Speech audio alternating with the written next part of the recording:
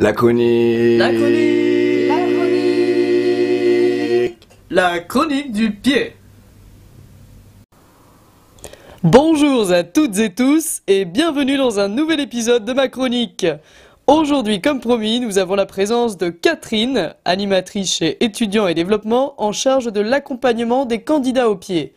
Alors Catherine, est-ce que tu peux nous rappeler en quoi consiste cette mission ?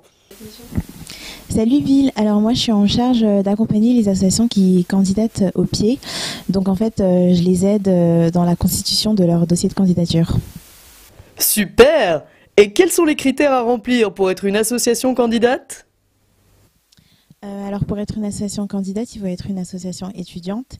Et sinon, si on n'est pas une association étudiante, il faut qu'au moins 50% du bureau de l'association soit composé d'étudiants. Je vois. Pour commencer, est-ce que tu pourrais nous dire quels types de projets peuvent être soutenus par le pied ? Oui, alors en fait, dans les associations qui candidatent au pied, on distingue deux cas. Donc d'un côté, on a les associations qui ont voyagé à l'étranger et qui décident de monter un projet au retour.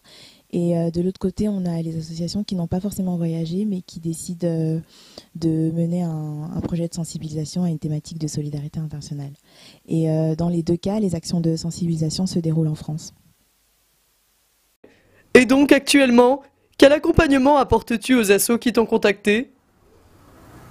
L'accompagnement, il se fait de différentes façons.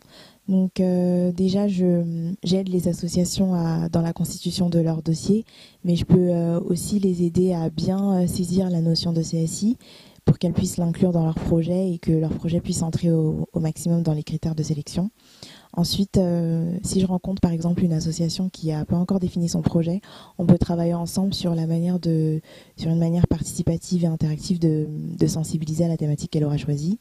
Et je peux également mettre en lien les associations candidates avec des associations du réseau pour qu'elles puissent échanger et puis par la suite monter un projet intéressant.